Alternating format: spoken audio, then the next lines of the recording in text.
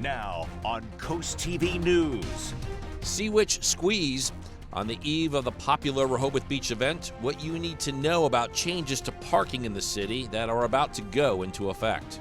Daytime homeless debate the growing concern in Georgetown over its homeless and an ordinance that is close to getting finalized that could be a reaction to the situation.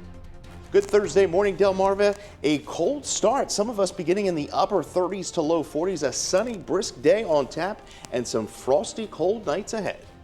Blue Battle. Minicucci surveys, throws back to the end zone. It's caught. Touchdown, Delaware. A big night for the Blue Hens, QB1, and a win over the Blue Raiders of Middle Tennessee.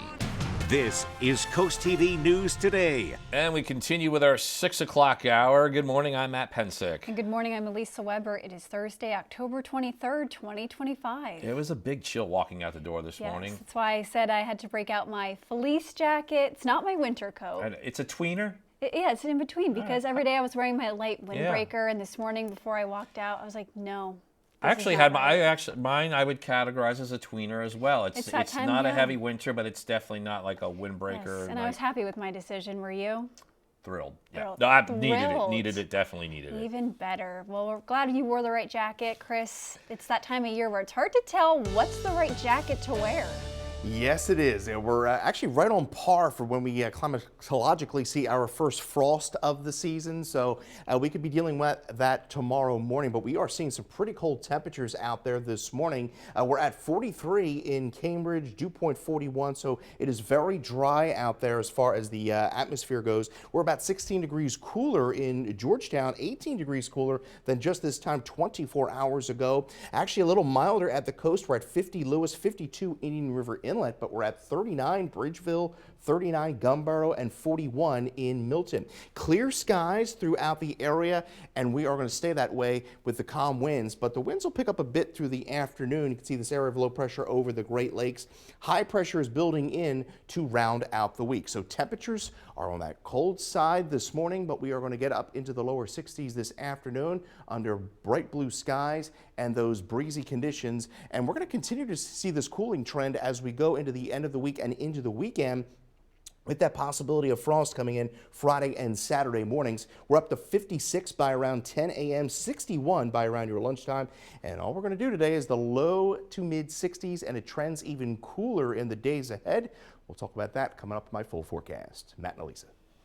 Thank you, Chris. Our top story this hour, we got new parking restrictions that are about to take effect in Rehoboth Beach. This is for the annual Sea Witch Festival this weekend. That's according to Rehoboth Beach Police. The department says there's no parking along the entirety of Rehoboth Avenue from 1 a.m. until 6 a.m. on Friday. If your car is there during these hours, it is getting towed. City wants to prevent people from parking in front of businesses days ahead of the parade and hogging spots on the avenue. Also, no median parking is allowed beginning at 1 a.m. on Saturday, October 25th, and that restriction is in place through the end of the parade. Although parking is restricted, DART is an option. DART is running something special this year where you can, in advance, purchase a wristband, so that way you can take the DART all day. And you have the wristband on. You don't have to worry about having the app. You don't have to worry about having cash to get on and off. You park really at either the Rehoboth Park and Ride or the Lewis Transit Center. This year's Sea Witch Festival takes place October 24th to the 26th. Happening today, Ocean City prepares to officially close out the summer season. Sunfest is Ocean City's last big hurrah before the off-season. The annual outdoor event is filled with live music, food, vendors, and even a hayride in the sand. Ocean City's tourism and business development manager Tom Perlazzo says this event brings in large crowds before the winter season begins. You know, we usually have a couple 100,000 people over the 4 days. It's just a great opportunity to finish the season out. The annual festival takes place today through October 26th. And this just in, a new report shows Delaware could face a big budget shortfall, and it is sparking sharp debate among state leaders. The latest forecast from the Delaware Economic and Financial Advisory Council points to a potential $400 million drop in revenue. It's tied to tax changes, and already we have the blame game by both Democrats and Republicans.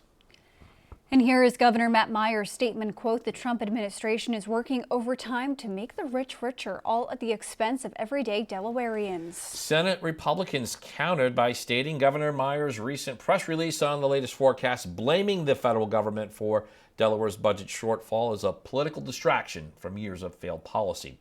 Governor Meyer said he plans to work with both parties on what he is calling a simple, responsible fix to the budget. And for more on statements from Governor Meyer, Democratic and Republican leaders, and what could be next, head to the article on our website, CoastTV.com. A new Wawa is set to be built on Route 24 in Mulberry Knoll Road in Lewis. It's important to note this is not the same as that Costco development. This project would include a gas station and convenience amenities. According to DSM Commercial and Silicato Development, preparations are underway. Construction is expected to be completed by early spring or summer of 2026. Happening today in Ocean City, we've got new rules for bikes and scooters getting a review by the Board of Zoning Appeals. The board will hear a first reading of an ordinance that bans most bikes and scooters from sidewalks, and this comes as a new state rule is in effect allowing this. Earlier this week, the Ocean City Council decided to advance this draft ordinance. The Board of Zoning Appeals meets tonight at 6. And so what are these new rules? Well, according to the Ocean City Town Council, the ban would impact most bikes and scooters except non-motorized bikes for kids under 16. Motorized bikes and skateboards would also be banned from the boardwalk, with only Class 1 scooters allowed. New this morning, new funding charging up the Eastern Shore's clean energy future. According to the Maryland Department of the Environment, $5 million in grants will fund new charging stations at workplaces and along big travel routes. On the Eastern Shore, $650,000 will help to expand fast charger access in Chestertown, Easton, and Berlin. The Department of the Environment says the goal is to reduce emissions, boost local economies, and create green jobs. A recent report from Maryland's comptroller shows that an average of 40,000 people are moving out of the state each year. The people are reportedly looking for cheaper or less regulated housing markets. The Salisbury Chamber of Commerce says that spells trouble for the state's economy and labor market. According to Defense Secretary Pete Hegseth, the U.S. military attacked a vessel in the eastern Pacific Ocean and killed 2 men on Tuesday. It was the first known U.S. military operation in the Pacific since President Trump kicked off a new offensive against the drug trade. Hours later, Hegseth said the military had struck another vessel in the eastern Pacific on Wednesday. That one killed 3 men. We are now taking a live look at Washington, D.C. this morning. Fallout after President Trump says he canceled a second meeting with Russian President Putin. The reason? Well, the president says it didn't feel right. Also that he didn't think the talks would lead to any peace resolution. Now new sanctions on Russia's oil, and NBC's Alice Barr shows us more on this and how the commander-in-chief is continuing to work on an end to the war in Ukraine.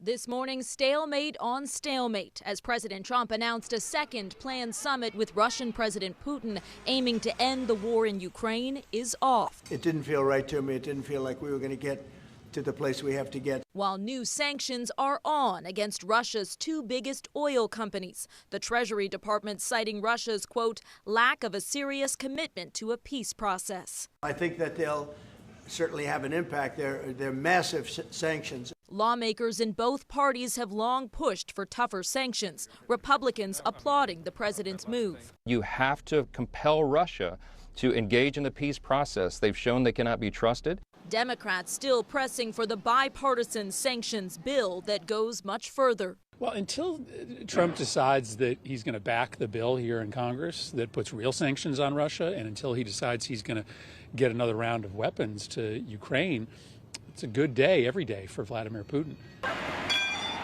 The urgency is clear in a deadly week for Ukraine. Here, firefighters carrying children from the scene after Ukrainian officials say Russian strikes hit a kindergarten.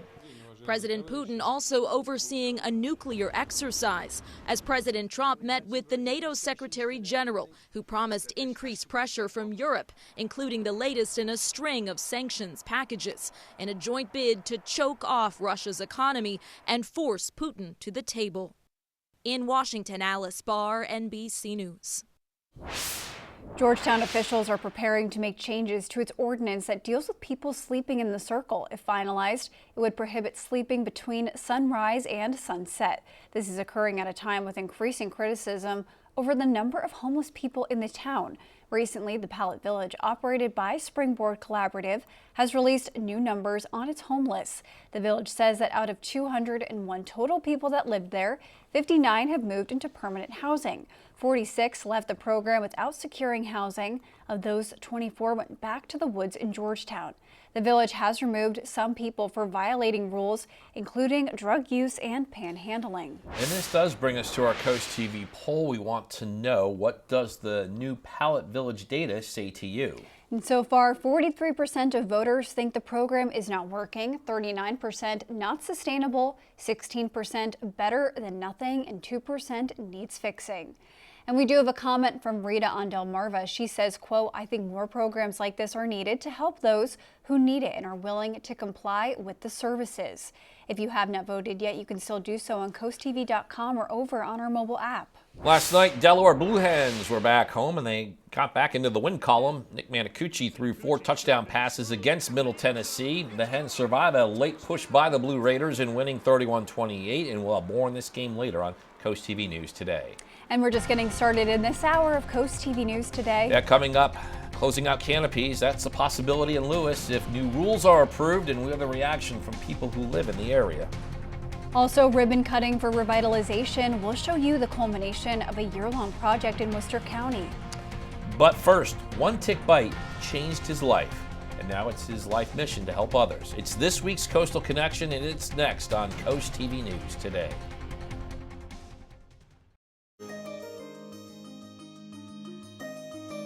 A West Ocean City man is turning a life-changing tick bite into a way to help and inform others. After years of unexplained reactions and allergies, he learned that he had been bitten by a tick local to the area here. In this week's Coastal Connections, Kevin Zappe shows us how he's now reaching out to others so that they know the symptoms and know how to get help. That's a Lone Star tick. Do you know anything about alpha-gal syndrome? 6 years ago, Douglas Kifalo was bitten by this tick, a bite that will change his life forever. I would wake up at 2 o'clock in the morning vomiting, swollen face, GI symptoms, cramps, diarrhea, end up with hives all over my body. Kifalo was bitten in West Ocean City on his knee after mowing his lawn and spent years unknowingly suffering from the bite. It went on and off for 5 years. I was in and out of ERs and doctor's offices trying to find out why. The first clue that Kifalo might have a tick-related illness came when his son noticed a pattern, seeing his dad break out in hives after eating a burger. He said, "Dad, my best friend has this thing called alpha-gal syndrome.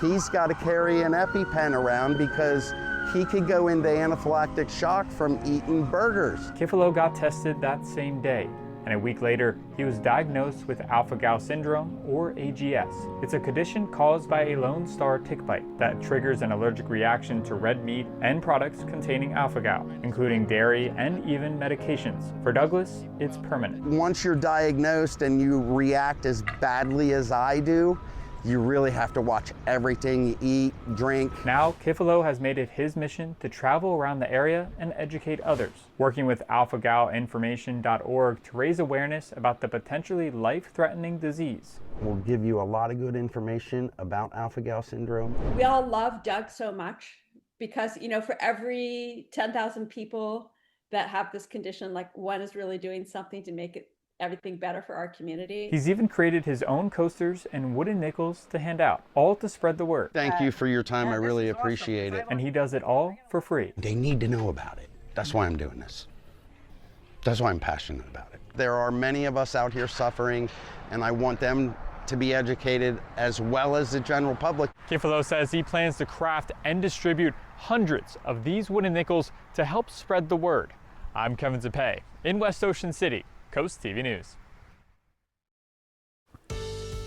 Time is 6:19, and you are looking live at a quiet scene in Salisbury, and we have First Alert meteorologist Chris Masterbono back with us. And Chris, it's a crisp start to this fall Thursday. How about Oh, that? without question. Yeah, we're feeling that cool air this morning. Some of us beginning in the upper 30s. You can see the 24-hour temperature change, 16 degrees cooler there in Georgetown, 18 in Ocean City. We see temperatures right now, we're at 39 Long Neck, 37 Redden, 39 Bridgeville, 41 in Laurel, and we're at now 47 in Rehoboth Beach. Winds are calm, skies are clear, the perfect recipe to get those temperatures to fall. We do have frost advisories up for South Jersey. I could see maybe these being extended into Kent, Sussex County, maybe the midshore as we go into the afternoon, but we could be dealing with some patchy frost as we go into Friday and then Saturday morning as well. You could see pretty quiet across the East Coast. We have a upper level low there across the Great Lakes region, and this would be producing some nice lake effect snow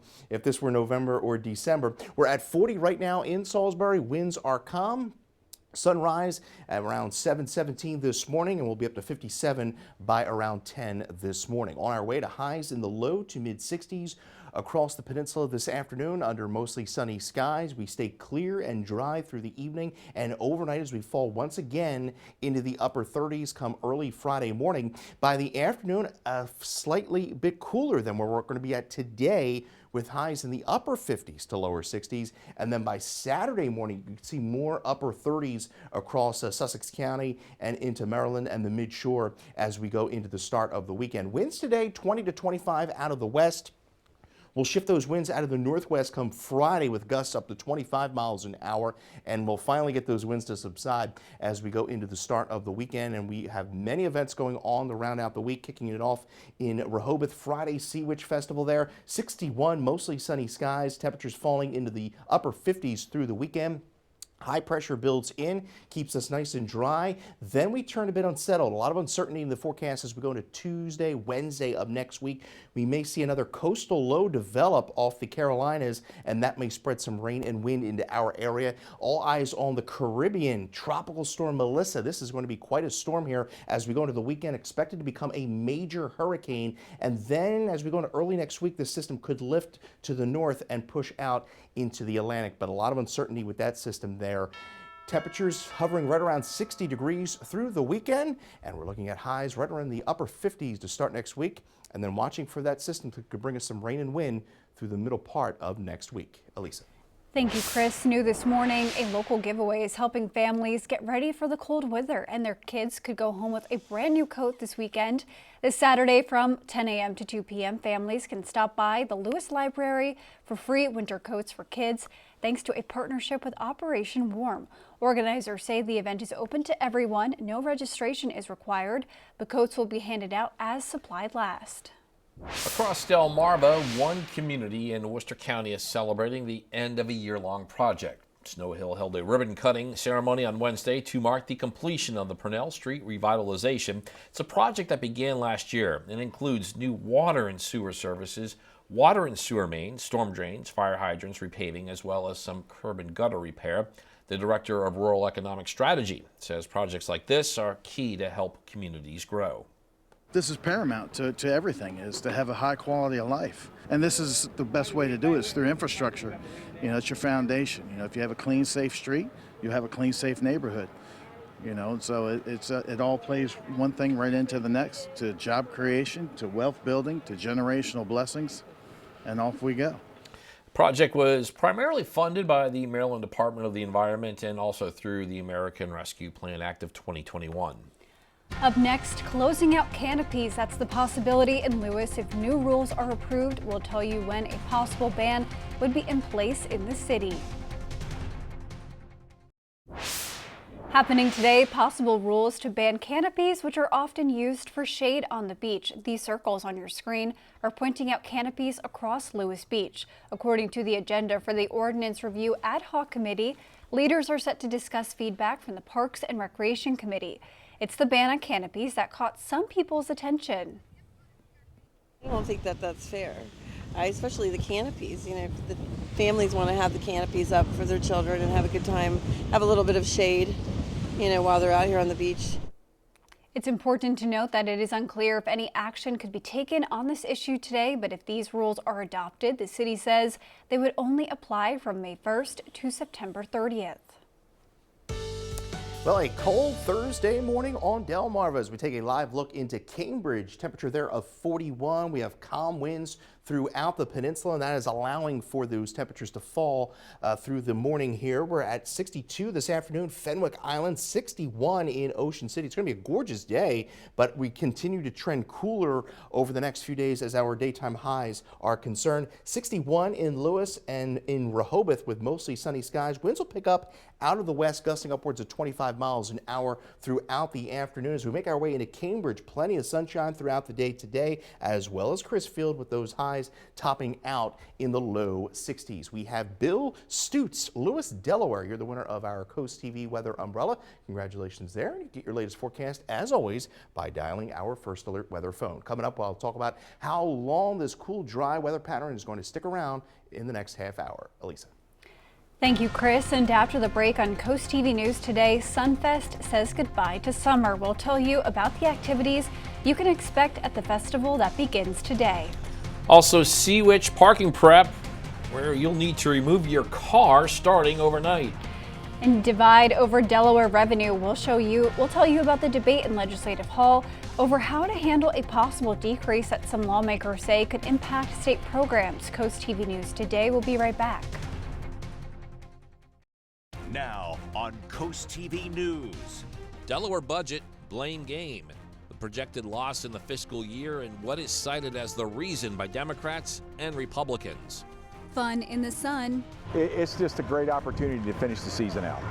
We look at the big events that are about to get underway in Ocean City and Rehoboth Beach.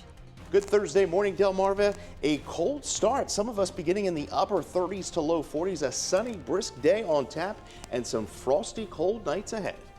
Ocean City crackdown. What the town's Board of Zoning Appeals is preparing to tackle today when it comes to bikes and scooters.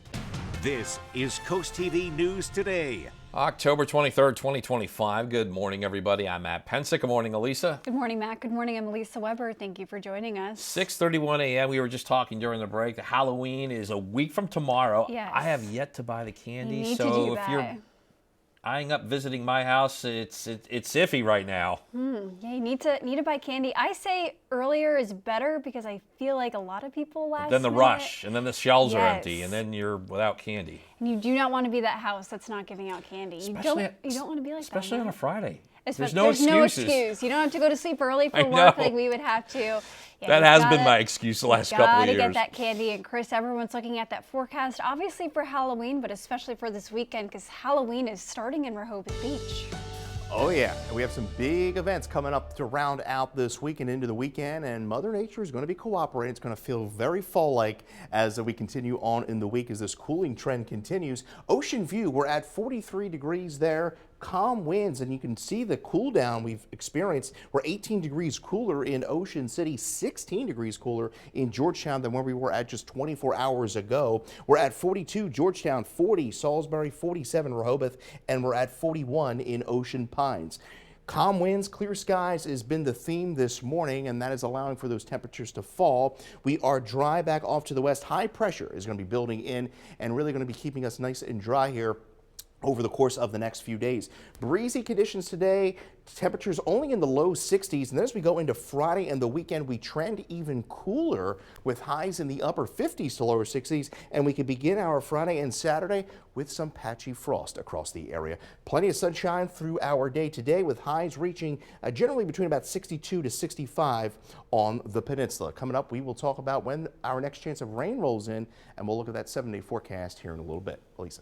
Thank you, Chris. Our top story this half hour, a new report shows Delaware could be facing a major budget shortage, and it's sparking sharp debate among state leaders. The latest forecast from the Delaware Economic and Financial Advisory Council points to a potential $400 million drop in revenue. Here's what Governor Matt Myers said, quote, "The Trump administration is working overtime to make the rich richer, all at the expense of everyday Delawareans." And Senate Republicans countered by stating Governor Myers' recent press release on the latest forecast blaming the federal government for Delaware's budget shortfall as a political distraction from years of failed policy.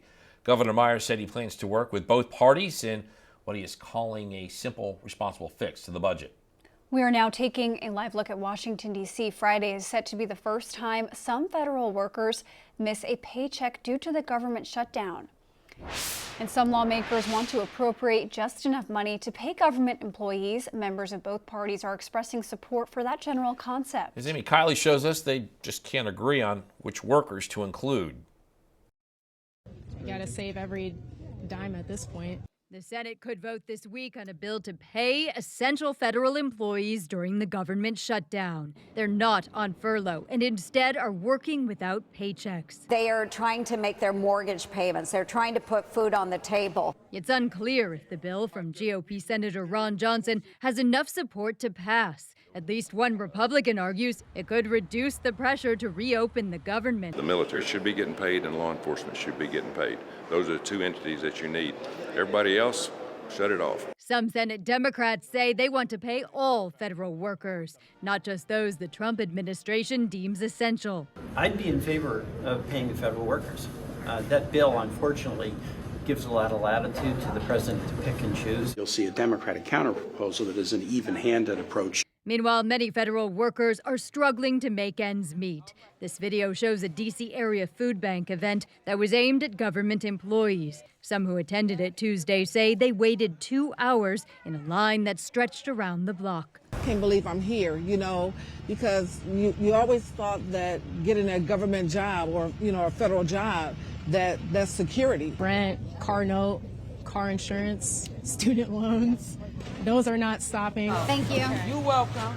I'm Amy Kiley reporting. Ahead of the Sea Witch Festival, new parking restrictions are about to take effect in Rehoboth Beach. That's according to the city's police.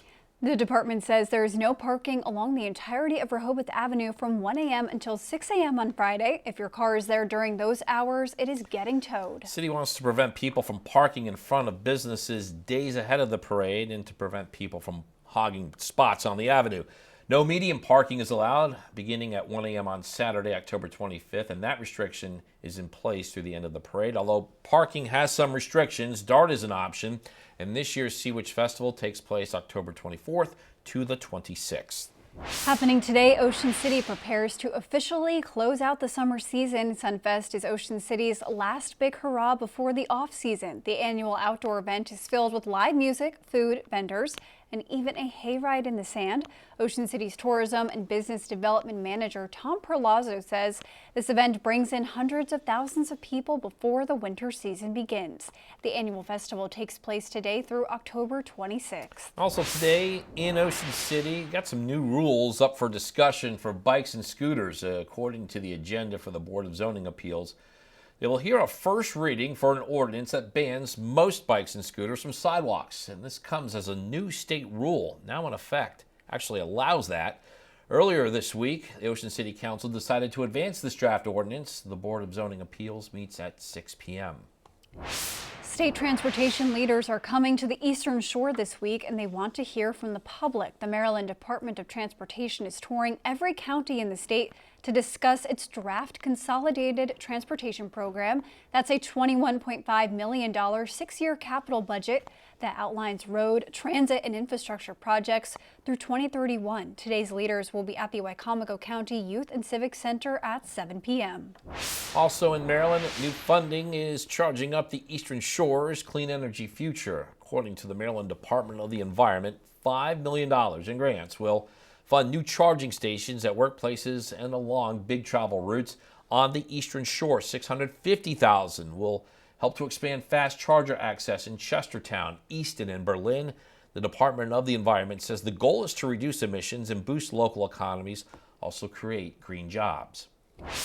New overnight, President Trump announced a second planned summit with Russian President Putin aiming to end the war in Ukraine is off, while new sanctions are on against Russia's two biggest oil companies. Lawmakers on both parties have long pushed for the tougher sanctions, Republicans applauding the president's move, Democrats still pressing for the bipartisan sanctions bill that goes much further.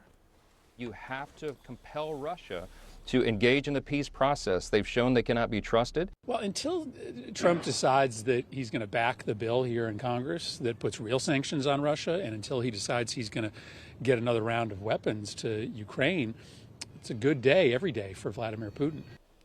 President Trump met with the NATO Secretary General, who promised increased pressure from Europe, including the latest in a string of sanction packages in a joint bid to choke Russia's economy and force Putin to the table. And we have a lot more news to get to in this final half hour. Don't go anywhere. Coming up on CoastTV News today, past prison gets new beginnings. We'll tell you about new plans from the 18th century jailhouse that's being restored in Virginia. Also, historic rookie performance, the big night from the 76ers, first round draft pick in Boston in their season opener. And tool to check air quality, we'll tell you how to find the information for your area. Stay with us on CoastTV News today.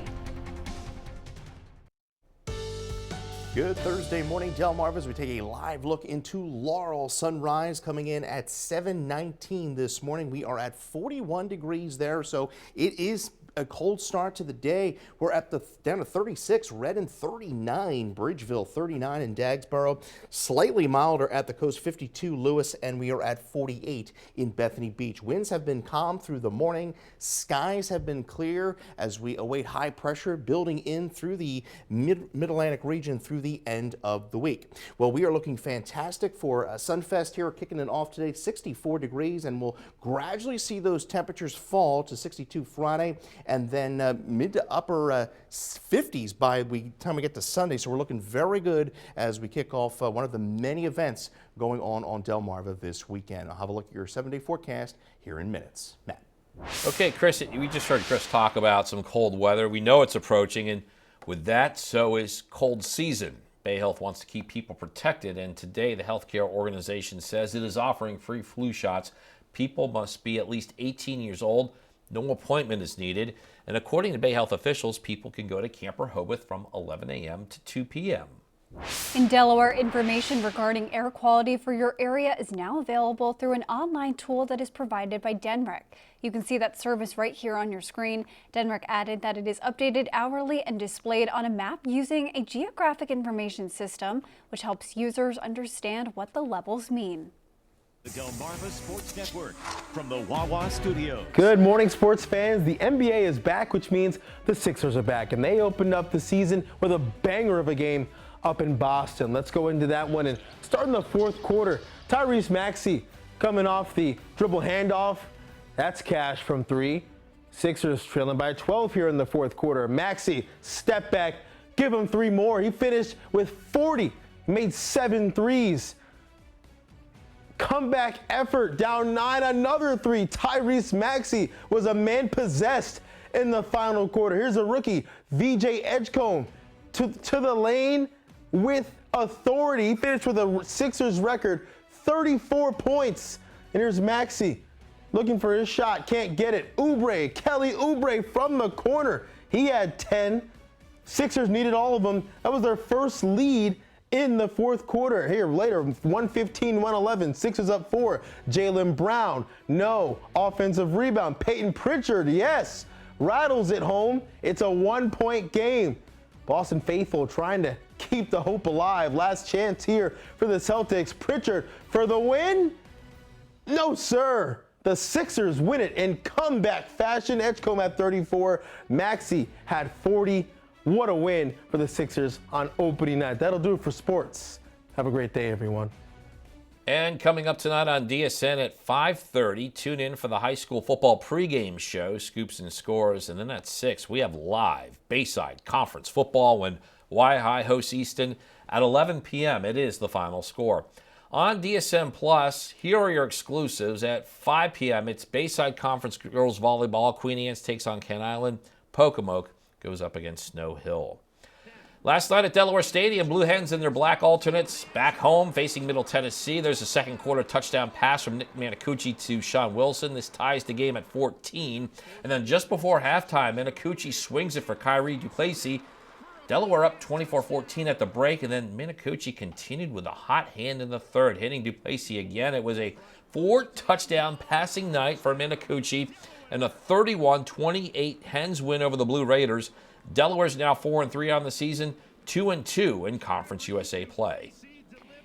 If you're having a rough week, you can cheer up with a weekly dose of local good news from Coast TV with personal features, fun things to do each weekend, and more. You can sign up right now for free at coasttv.com/signup and get your weekly dose of joy directly to your inbox on Friday. And here is what you can look forward to this afternoon on Coast Life at 4 p.m.